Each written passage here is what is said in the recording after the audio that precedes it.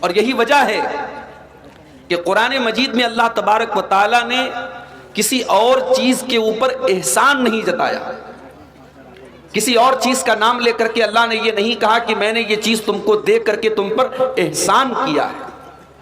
لیکن اللہ تعالیٰ نے جب اپنے آخری نبی جناب محمد رسول اللہ صلی اللہ علیہ وسلم کو اس دھرتی پر بھیجا تو اللہ تعالیٰ نے اس کو اپنا بہت بڑا احسان قرار دیا. قرآن کے اندر سورہ آل عمران میں اللہ نے فرمایا لَقَدْ مَنَّ اللَّهُ عَلَى الْمُؤْمِنِينَ إِذْ بَعَثَ فِيهِمْ رَسُولًا مِّنْ أَنفُسِهِمْ يَتْلُو عَلَيْهِمْ آيَاتِهِ وَيُزَكِّيهِمْ وَيُعَلِّمُهُمُ الْكِتَابَ وَالْحِكْمَةَ. اے ایمان والو، اللہ تعالیٰ کا بہت بڑا احسان ہے تمہارے اوپر، بہت بڑا کرم ہے تمہارے اوپر. اس نے اپنے آخری نبی کو تمہارے اندر بھیجا رسولا من انفسہم، اور ایسا رسول بھیجا جو تم ہی میں سے ہے. تم کھانا کھاتے ہو، میرا نبی بھی کھانا کھاتا ہے.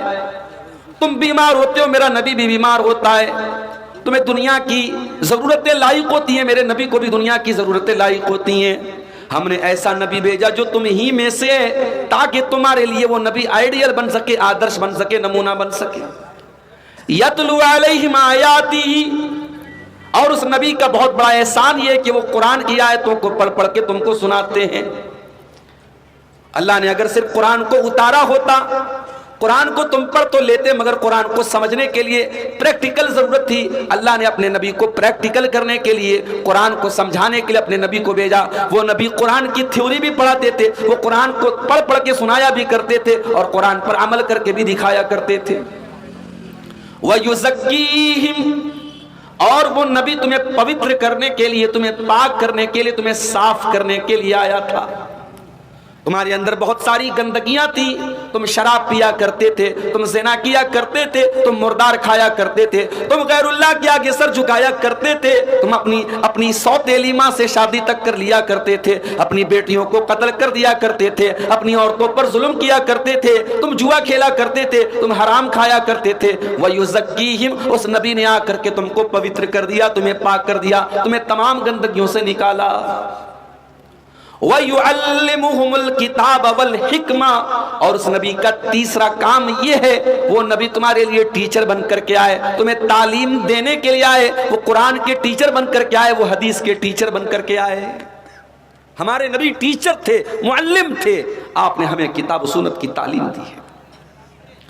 یہ الگ بات ہے جس نبی کو اللہ نے ٹیچر کہا، معلم کہا، اور جس نبی کے اوپر قرآن کی پہلی آیت اقرا کے ذریعے نازل ہوئی کہ اے نبی آپ پڑھیے. اس نبی کے امتیوں کا حال آج کیا ہے؟